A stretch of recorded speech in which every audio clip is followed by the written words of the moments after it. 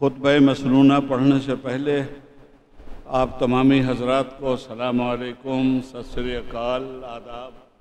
आज हज़रत दाइए इस्लाम की इस जद्दोजहद के नतीजे में पूरा हिंदुस्तान और मुल्क की सारी सेकुलर रिवायात अमन व शांति के शामियाने में एक जगह हो गई है। परवरदिगार हिंदुस्तान को तरक्कियों से नवाजे और इस मुल्क में रहने वाले हर हिंदुस्तानी को आपस में सगे भाई की तरह सच्चे प्यार के साथ रहने और जीने और सहने की तौफीक अता फरमाए, ताकि देश उन्नति और प्रगति की राह पे चल सके। जुल्म और फसाद के ज़माने में सिर्फ मानवता सफ़रर नहीं होती, देश भी सफ़रर होता है। और प्यार मोहब्बत के ज़माने में देश में खुशहाली आती है। और आज का ये दिन जिसमें आप और हम सब शरीक हुए हैं, मैं बीमार आदमी एयरपोर्ट से सीधे आया और मैंने कहा कि मेरे लिए ये हाज़री सआदत की बात होगी कि मैं अपने सारे भाइयों में जो अमन का पैगाम, शांति का पैगाम यहाँ से जा रहा है, इसमें छोटा सा सहयोगी बनूं और इस बीमारी को शिकस्त देकर अमन की ताकत को बहाल करने की कोशिश करूं। 10 घंटे का ऑपरेशन है मेरा और उसके बारे में मैं डिटेल आपको कुछ नहीं बताऊंगा।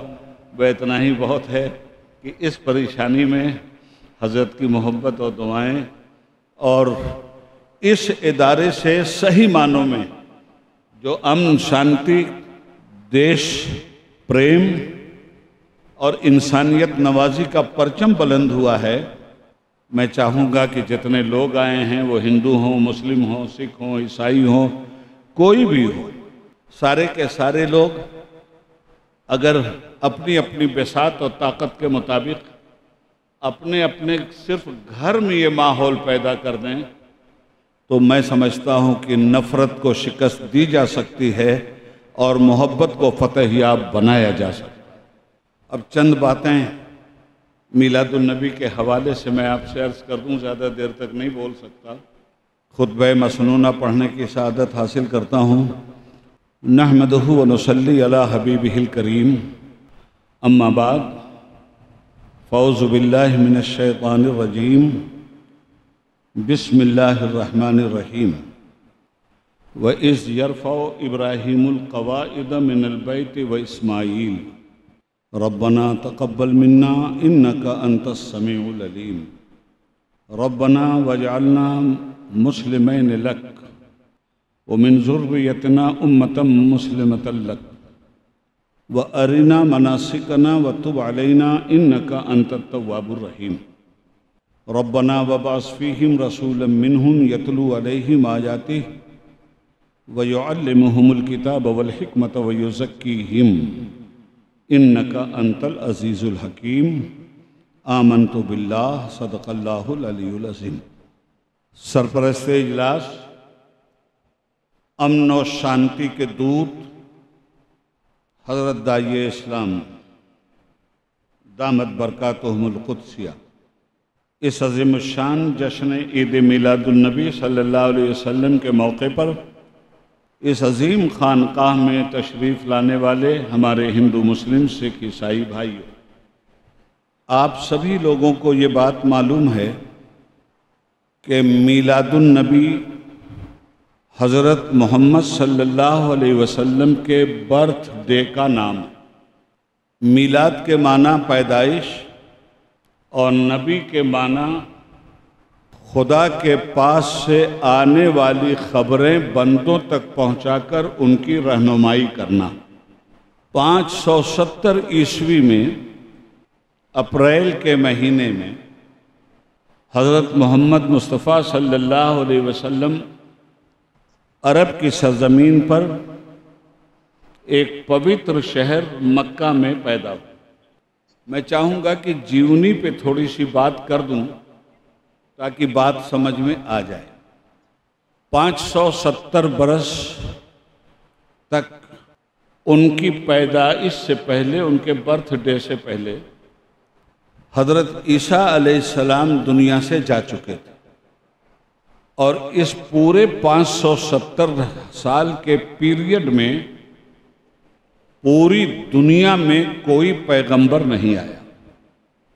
जब गर्मी ज़्यादा होती है, लू परेशान करने लगती है, बीमारियां घेरने लगती हैं, तो कुदरत को रहम आता है और वह आसमान से अब्र रहमत का नुज़ूल करता है।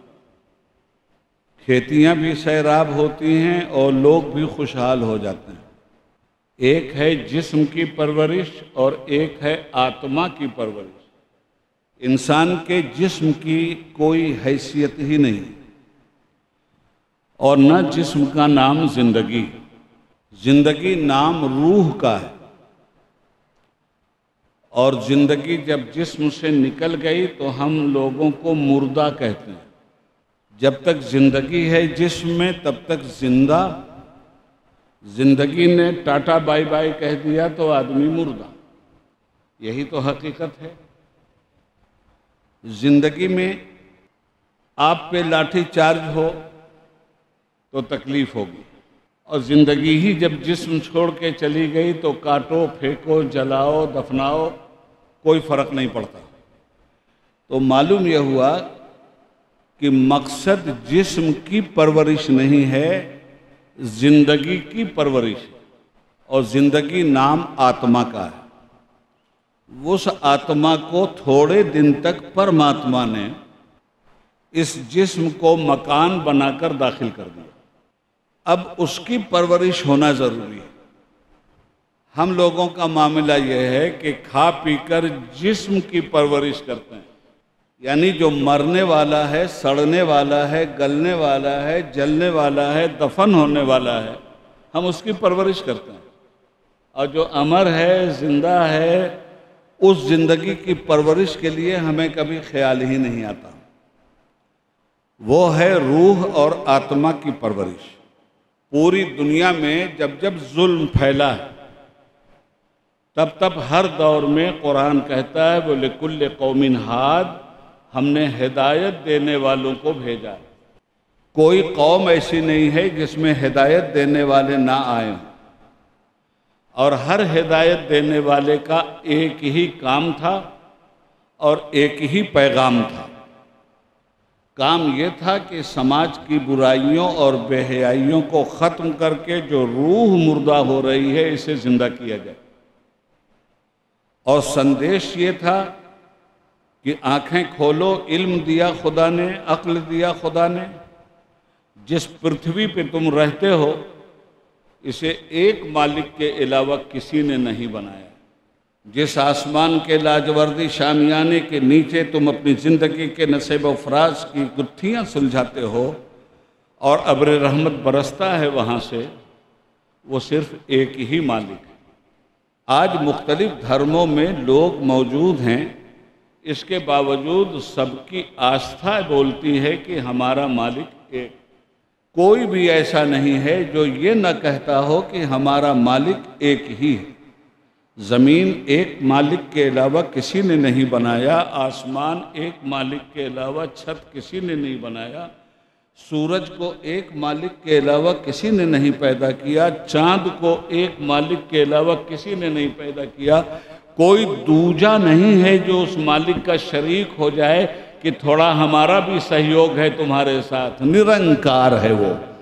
उस निरंकारी ने, उस निरंकार ने जिसका कोई हमसर नहीं, जिसकी कोई औलाद नहीं, जिसकी कोई बीवी नहीं, जो हमेशा से है, हमेशा रहेगा, जिसने कायनात को पैदा किया है, परले तक पहुंचाएगा, फिर जैसे कर्म करके इस दुनिया से हम गए हैं हमारा हिसाब भी लेगा।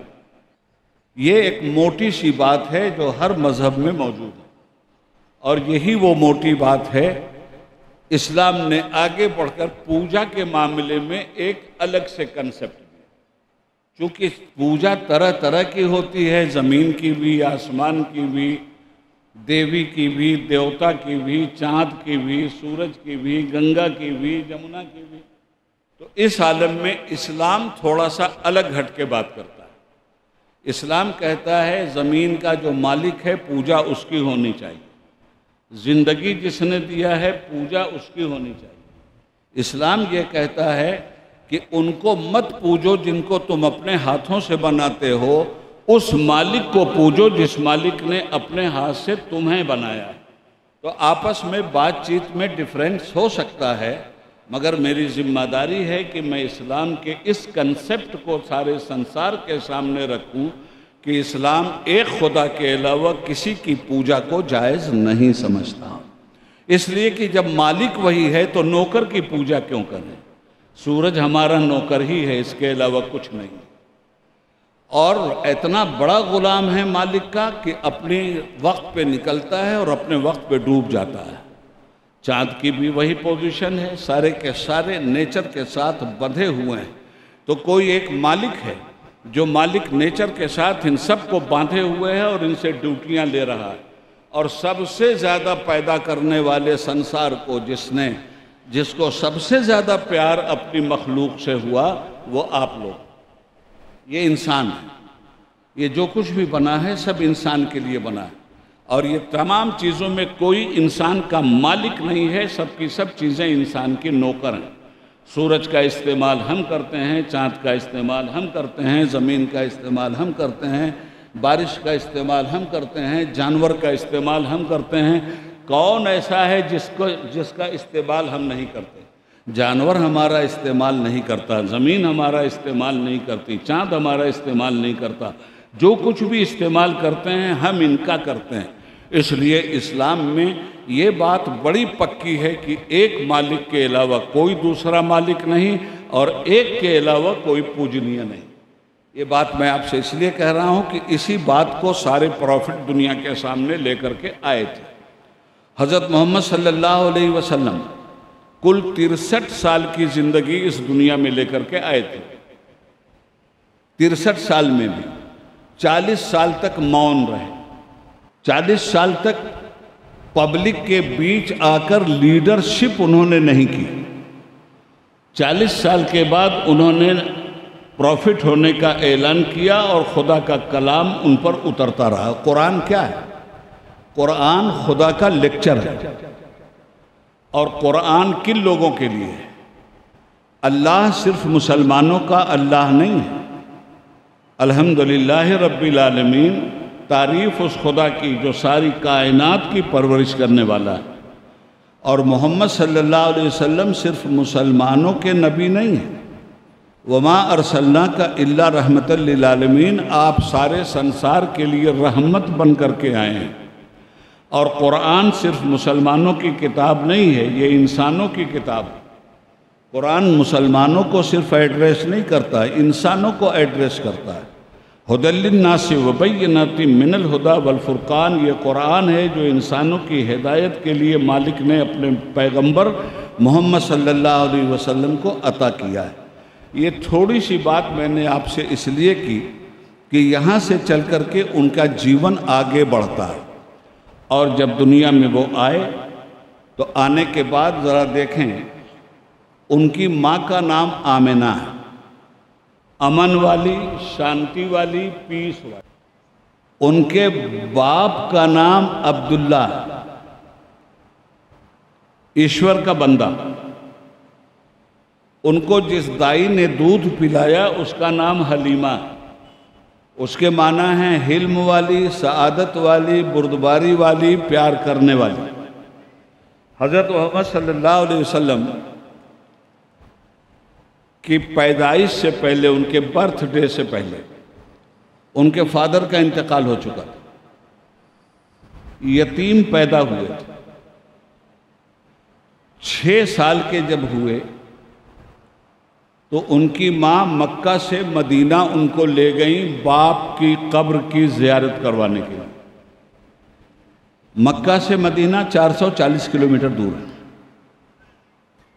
8 साल के हुए, 10 साल के हुए, बच्चों में खेलना नहीं, गलत बात करना नहीं। उनके जो शत्रु थे, जिन्हें इस्लाम से दुश्मनी थी, उन्होंने भी कभी उनके ऊपर झूठा होने का इल्ज़ाम नहीं लगाया। जब तक उन्होंने प्रॉफिट होने का ऐलान नहीं किया था, वो सारे लोग जो बाद में दुश्मन बने वो उनको अस्सादिकुल वादुल अमीन कहते थे कि मोहम्मद वादे का सच्चा है, अमानत का पक्का है। कभी झूठ नहीं बोले, कभी किसी पे जुल्म नहीं किया, कभी किसी का हक नहीं मारा। बस खुदा का नाम लेकर दुनिया के सामने वो आए। अब जिस ज़माने में वो आए उस ज़माने में अंधकार मचा हुआ था। बेटियों को जिंदा दफन कर दिया जाता, यानी इतने बदमाश लोग थे कि कुछ लोग तो जिंदा ही दफन कर देते थे, कुछ लोग मार डालते थे, मगर बेटी को जिंदा रहने का कोई हक नहीं था। आज हम वोमेन्स डे मनाते हैं। मैं कहता हूँ वोमेन्स डे मनाने से पहले मिलादुन नबी मनाना चाहिए। ये औरत जो गले का खार थी उसको हार बनाकर पैगंबर ने पेश कर दिया। बेटियों को कत्ल करने वाले समाज से कहा कि जिसके पास 3 बेटियां और इज्जत आबरू के साथ उनको बियाह दे, कल परले के दिन जब दुनिया परेशान रहेगी तो परेशान और गुनहगार लोग मुझे तलाश कर रहे होंगे और मैं उन माँ बाप को तलाश करूंगा जिन्होंने बेटियों के साथ इतना सुखमय काम किया। जब उनकी उम्र 25 साल की हुई तो 25 साल की उम्र में उनके चचा को उनकी शादी का ख्याल आया। बहुत खूबसूरत और बहुत अजीम पर्सनालिटी के मालिक थे, सबसे ऊंचे ख़ानदान के आदमी थे। पूरे मक्के में कुंवारी और लड़कियों की कमी नहीं थी, और फिर ऐसा आदमी, उससे कौन नहीं शादी करेगी जो कभी झूठ नहीं बोला, जिसने कभी किसी की अमानत नहीं मारी, जो हमेशा यतीमों का सहारा बना रहा, बेवाओं और मिस्किनों का सरपरस्त बना रहा, जिसने सिर्फ सोशल वर्क किया अपनी ज़िंदगी में, वो और धर्म देख करके नहीं। मैं एक बात आपको बताऊं, एक जनाजा आ रहा, यहाँ हिंदू मुस्लिम सिख ईसाई सारे भाई मेरे बैठे हैं, एक दूसरे के साथ व्यवहार कैसा होना चाहिए वो मिलादुन नबी ने बताया है। एक जनाजा आया, हज़रत के सामने से जब गुज़रा, उनके अनुयायी साथ में बैठे हुए। हज़रत मोहम्मद सल्लल्लाहु अलैहि वसल्लम उस जनाजे के रिस्पेक्ट के लिए खड़े हो गए। मुसलमान आंखें फाड़ फाड़ के देखने लगे, मुसलमान भी खड़े हो गए। जब जनाजा गुजर गया तो मुसलमानों ने कहा, हुजूर आप इसके लिए खड़े हो गए, रिस्पेक्ट किया इसका? कहाँ? कहा हुजूर ये मुसलमान नहीं था। अब देखिए जहन कहाँ था। फौरन फरमाया, इंसान था कि नहीं था? मैंने इंसान का रिस्पेक्ट किया है। मालूम यह हुआ कि हम और सब एक कॉमन मिनिमम जिंदगी गुजारते हैं जिसको इंसान कहते हैं। तो कम से कम इंसान होने की बुनियाद पर, किसी भी धर्म कर्म के हम मानने वाले हों, इंसान होने की बुनियाद पर तो इंसान का रिस्पेक्ट हमको कर लेना चाहिए। हज़रत मोहम्मद सल्लल्लाहु अलैहि वसल्लम ने जो बात फरमाई, मैंने उसे पार्लियामेंट में भी कोट किया था, और आपके लिए इंफॉर्मेशन के तौर पर मैं 18 साल तक कंटिन्यू मेंबर पार्लियामेंट रहा हूँ। तो मैंने पार्लियामेंट में भी ये बात रखी थी कि आज जो फसाद है पूरी दुनिया में, नन्हे नन्हे बच्चे मारे जा रहे हैं, औरतों की मांग का सिंदूर खुर्चा जा रहा है, नफरत के बादल बरस रहे हैं, वहशत की तलवारें चल रही हैं, कहीं हिंदू के नाम पे, कहीं मुसलमान के नाम पे, कहीं सिख के नाम पे, कहीं ईसाई के नाम पर।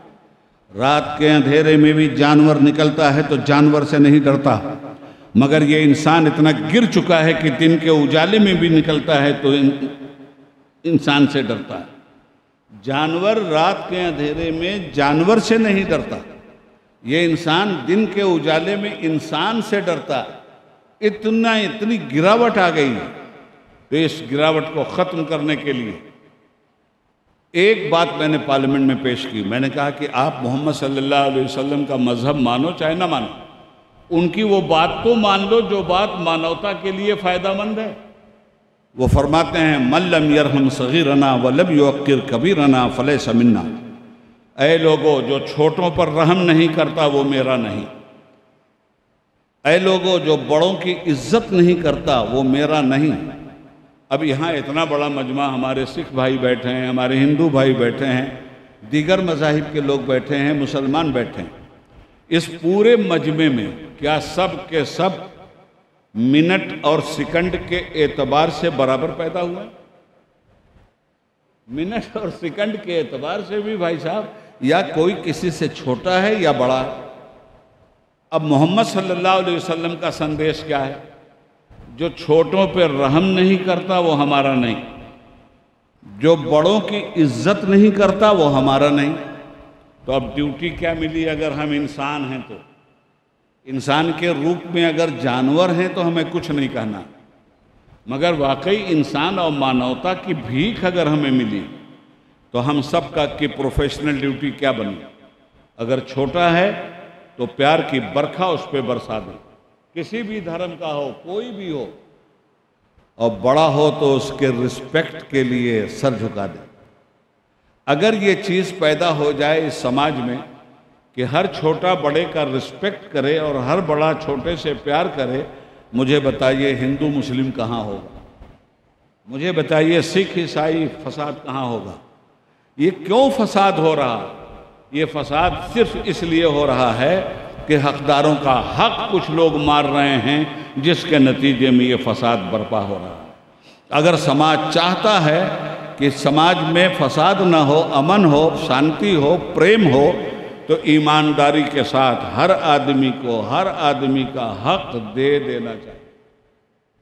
हज़रत मोहम्मद सल्लल्लाहु अलैहि वसल्लम, जिनका हम जन्मदिन मना रहे हैं, कहते हैं, ऐ लोगों, मजदूर का पसीना सूखने से पहले उसकी मजदूरी दे दो। हमारे समाज का मामला क्या है? कोई भी हो, हर मजहब के लोगों में ये बात पैदा हो गई। पेट भरू लोगों को खिलाने के लिए गंगा जमुना बहा देंगे, और जिससे मजदूरी करवाया है, जिससे लेबर करवाया है, उसका पैसा देने में जान निकलती। हिसाब किताब किसके साथ हम करते हैं? जो हमारा मजदूर है, जो पसीना बहा रहा। और हज़रत मोहम्मद सल्लल्लाहु अलैहि वसल्लम क्या फरमाते हैं? अल खल्क़ो अयालुल्लाह, सारी मानवता खुदा का कुंबा है, कबीला। ये भाई, जब हम सब एक दूसरे अल्लाह का कुंबा हैं, कबीला हैं, तो अगर हम किसी को पे जुल्म कर रहे हैं तो जाके पूजा भी कर रहे हैं और जुल्म भी कर रहे हैं, जाके नमाज भी पढ़ रहे हैं, जुल्म भी कर रहे हैं, तो क्या वो खुदा हमसे खुश होगा जिसकी पूजा करने के लिए एक तरफ हम मंदिर में जाते हैं, गुरुद्वारे में जाते हैं, मस्जिद में जाते हैं, और दूसरी तरफ ये मारकाट भी हो रही? तो इन तमाम तर चीज़ों को ख़त्म करने के लिए प्रॉफिट ने अपनी ज़िंदगी में जो उदाहरण पेश किए, मैं आज उर्दू नहीं बोल रहा हूँ, ऐसी ज़ुबान बोल रहा हूँ जिसको सब लोग समझ लें। उन्होंने जो उदाहरण पेश किए, मिसाल पेश की, उसे ज़रा देखिए। 25 साल के हैं, शादी की बात आई, दुनिया भर के पैगाम आए, मगर किसके साथ शादी करने की बात तस्लीम किया? एक विधवा के साथ। 25 साल के कुंवारे मोहम्मद सल्लल्लाहु अलैहि वसल्लम, विधवा 40 साल की हज़रत खदीजा, वो भी एक हस्बैंड से विधवा नहीं, 2 हस्बैंड से विधवा, और उनके हस्बैंड पुराने हस्बैंड के बच्चे। मोहम्मद सल्लल्लाहु अलैहि वसल्लम 25 साल के, होने वाली बीवी विधवा 40 साल की। क्यों उन्होंने ये फैसला लिया? प्रॉफिट थे ना। याद रखिएगा, औरतें 3 तरह की होती हैं। अनमैरिड, वो भी औरत है। मैरिड, वो भी औरत है। तलाकशुदा, वो भी औरत है। विधवा, बेवा, वो भी औरत है। 4 तरह की औरतें हैं। अब चारों तरह की औरतों की सोच भी अलग अलग है। एक कुंवारी लड़की जिस तरह सोचती है, क्या शादीशुदा औरत भी उसी तरह सोचती है?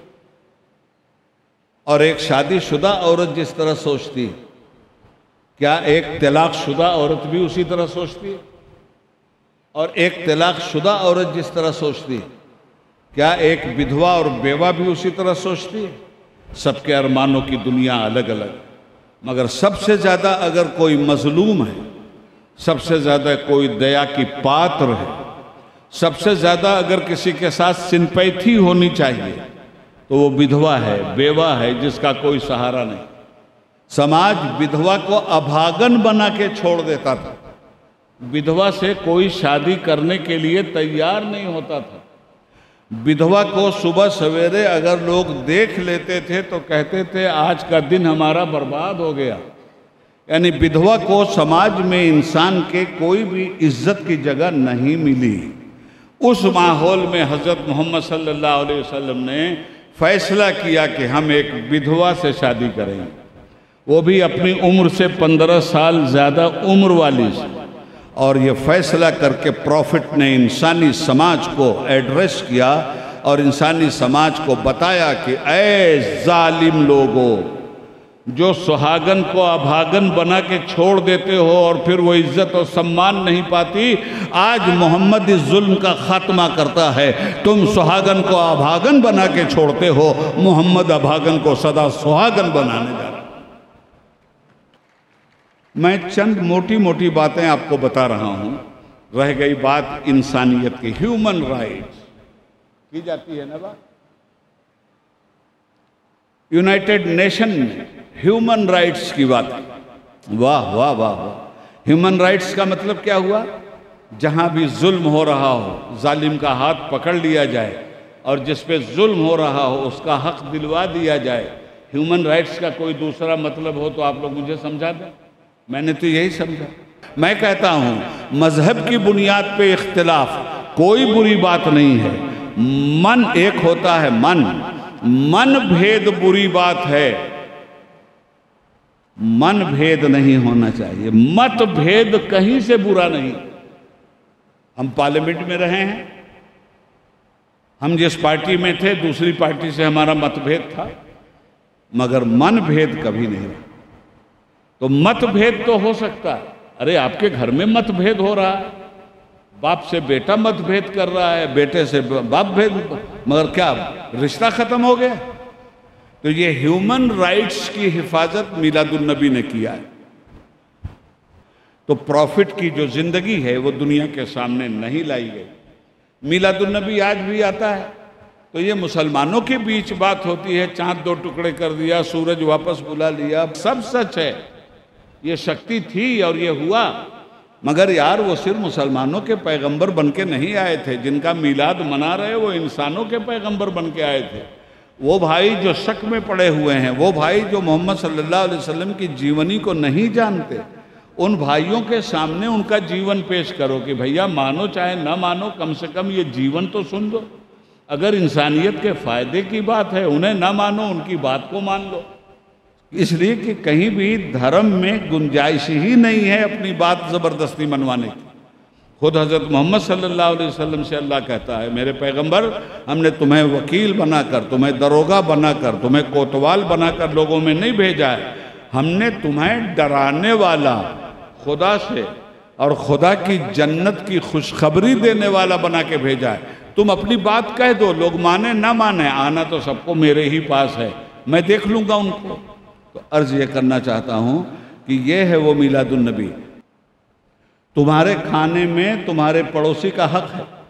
फरमाते हैं तुम्हारे घर अच्छा खाना बना है, बेहतरीन महक आ रही है, पड़ोसी गरीब है, उसका बच्चा घर में मचल गया है, इसलिए तुम अकेले नहीं खा सकते ये खाना।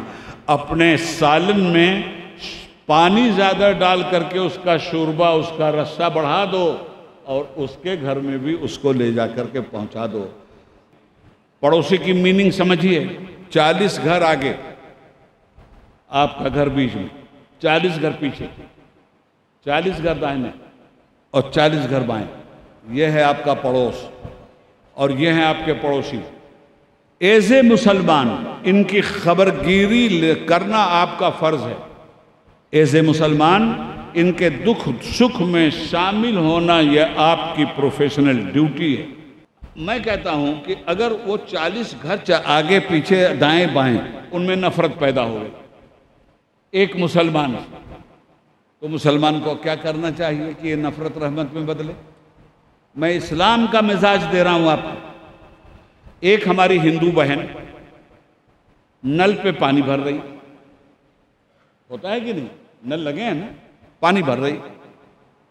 आप अपनी कार से जा रहे हैं भाई साहब, मुसलमान साहब, वो प्रेग्नेंट भी है, आपकी पड़ोसी भी है, पानी भर रही, रोकिए कार और उतरिए और जा करके उस बहन का हाथ पकड़ लीजिए, बहन तू हट, पानी हम भरेंगे, एक बाल्टी पानी का मामला, और ले जाके उसके घर तक वो पानी पहुंचा दें।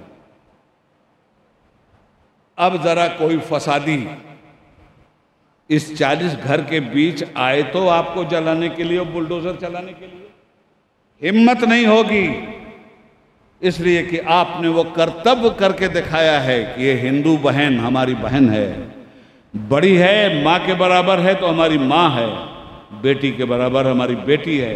हमें उसको अपनी बेटी की निगाह से देखना है, अपनी बहन की निगाह से देखना है और अपनी माँ की निगाह से। तो इतनी सारी बातें, मैं बहुत थका हुआ हूँ, इतनी सारी बातें मैंने आपसे अर्ज़ कर दी कि ये सारी चीज़ें हैं जो मानवता से मुतल्लिक़ हैं और हज़रत मोहम्मद सल्लल्लाहु अलैहि वसल्लम मानवता ही के पैगंबर हैं। इसलिए आज आप हज़रात तशरीफ़ लाए, आप लोगों के दर्शन हुए, मुझे भी अच्छा लगा और खुदा करे आप सब लोग अच्छे रहें। बस इतनी ही बातें आपसे अर्ज़ की हैं, बीमारी के बावजूद भी कुछ ज़्यादा ही बोल गया मैं। आप लोगों से दुआओं की दरख्वास्त है, दुआ फरमाएं और मैं अपनी पुरानी रविश पे जल्द से जल्द आ जाऊं। ये तो हसन मियाँ से परसों बात हुई और एकदम तबीयत मचल गई, और मैंने उस वक्त भी कहा था कि जब मैं थोड़ा चलने फिरने के लायक हूँगा तो इंशाअल्लाह इस पवित्र धरती पे आऊँगा। बस यहाँ से जो अमन का, पीस का, भाईचारे का पैगाम है वो ले जाइए, एक रहिए, नेक रहिए, खुदा सबको सलामत रखे। खुदा हाफिज़। बहुत बहुत शुक्रिया।